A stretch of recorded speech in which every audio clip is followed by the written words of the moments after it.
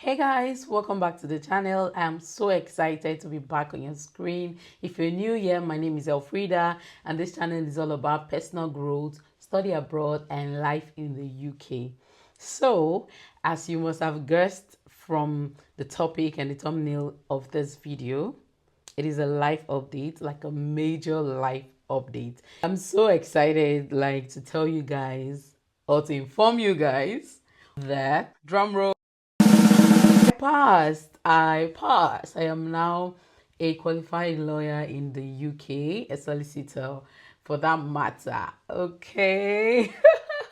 Qualified here in the UK as a solicitor some months ago, and I decided to, why not come back to YouTube with that good news. Some of you must have, been aware of this news because I'd already shared it on Instagram and LinkedIn, but yeah, I'm going to give you guys the full gist on YouTube. Okay, so let's dive into it. I'll start by saying that it wasn't an easy feat. Actually, it was challenging. Obviously, every good thing comes with its own challenges. At that time, I was working and also studying, so you can imagine how it was. I actually started this journey last year. Towards the middle of last year, like July, I started this journey. But before that, I had already known about the SQ because when I had come into the UK in 2021, they were moving from the QLTS, which is the Qualified Lawyers Transfer Scheme, to the SQ, which is now the Solicitors Qualifying Examination. And the QLTS then was just for qualified lawyers, while this one is a unified system. So obviously everyone who is aspiring to be a solicitor is going to qualify under the SQ. So they were actually transitioning into the SQ. I just read about it and I didn't really feel like I could do it, like I could write it. I just felt like, oh, it's just, I was just coming in here from my master's, so I never even, thought about it. When I started working in the UK, I remember then, even before in the university, my friend who had studied here in the UK and then qualified back in Nigeria, I met him in law school. University of Bristol Law School. So he talked about the SQE, and at that time there was a career fair in my university, and one of the course providers, Babri, they actually came, and then I asked some questions, they answered, I gave them my email, just they said they could send some emails, notifications, blah blah blah blah, and I was just like, okay, no problem. After then, when I now started working in the UK, 1 year passed. I didn't think of it. I didn't even I was just going my way. I was just trying to settle in. I just married, and obviously I needed to settle in with my husband and everything. I remember one thing my husband would say then. It was like, you can write this exam, you can do it. I'm like, just keep it to yourself. He's like, no, I believe in you. I'm like, I understand that you believe in me, but just keep it to yourself first. Just wait.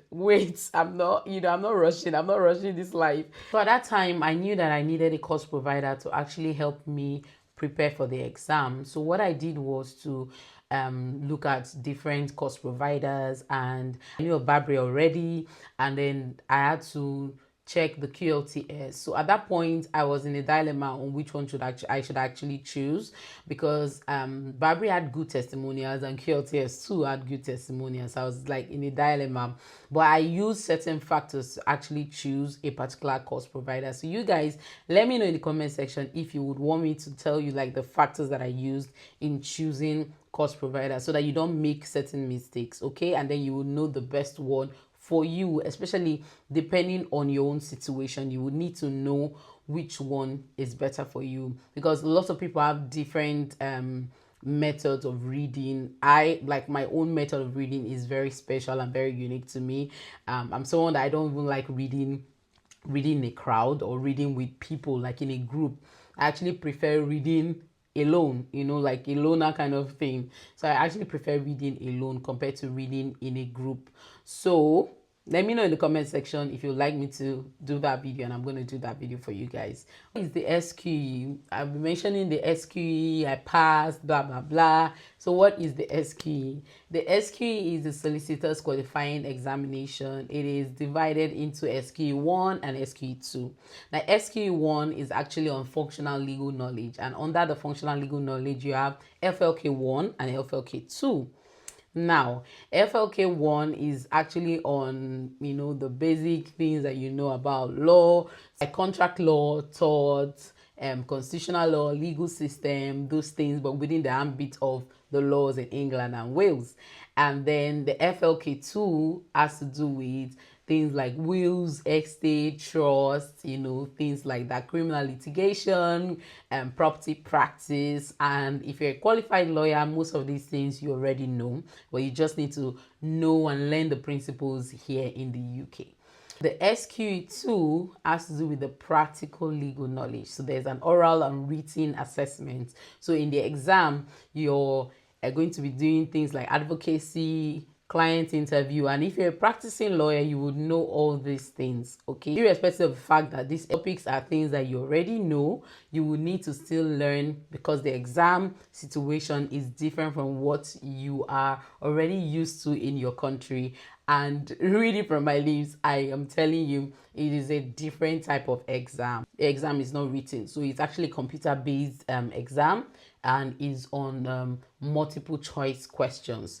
And this exam span within 2 weeks. So you'd write an FLK1 in the first week and FLK2 in the second week. It is usually written in January and July every year. So just 2 times in a year, while SQE2 is actually written like up to 4 times in a year. So you have like January, April, around there, July, and then you also have around October for these exams. But all these things you will need to still check the SRA website, okay? Because most of these things change, and I don't want it to look like I am telling you guys something that maybe has changed. But from my knowledge and from my experience, these are the months that these exams are actually written. One thing about this exam is that you are actually choosing the best answer. So it may actually be that in one question there are like 2 correct answers, and you're supposed to choose just the best answer. So that is where the exam becomes very, very complicated. So, but I believe that with practice, you can actually get this thing sorted. So don't miss out on any of this series that I'm creating for you guys. I'm going to, in my subsequent videos, I'm going to say things around how I studied, the course provider I used, the factors you should use, and basically how much I spent in this whole journey to just guide you on what you need to do. So comment down below if you like videos like this, and I'm going to give it to you guys. Now, does this mean that this channel is all about lawyers and qualifying in the UK? No. No.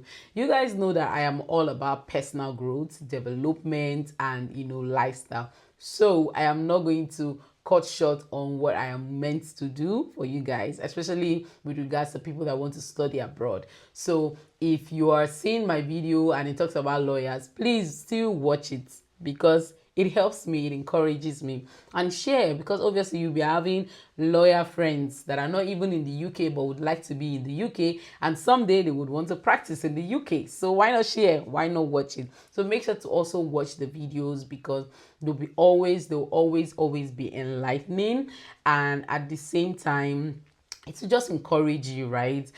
Someone that I love encouraging people, because most people feel like they can actually come to the UK and just do something else, that you don't feel like their career would ever continue. They feel like it will end when they come to the UK, and which I don't believe, because I know you can actually come into the UK and maybe take like 1 or 2 years to settle in, do some other jobs that are not related to your career and all of that. But I believe that you can still get your career back. You can still do what you love to do. And if you find it that you want to actually transition, I see so many people transitioning into tech and all of that. That's still fine. I believe it is actually possible to continue your career in the UK, unlike what people would do, unlike other people would advise.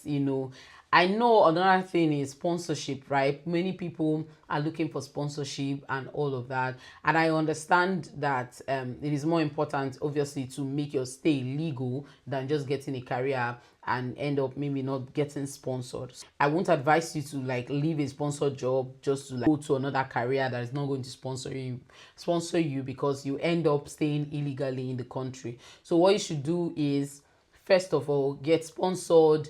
If you can get a law job that will sponsor you while you are a foreign lawyer, and that's still beautiful, that's fine. But if you can't get that, you can get a job that can sponsor you for a time being while you prepare and write your exam, which is actually a beautiful thing, to actually use that time to prepare and write your exam, get sorted, and be able to, you're now qualified, you can now get a job practicing as a lawyer in the UK. So without wasting much of your time, thank you very much for joining me today. I'm going to see you guys in my next video. Please don't forget to subscribe, like, comment, share. You are encouraging me by doing this. Thank you so much. Bye.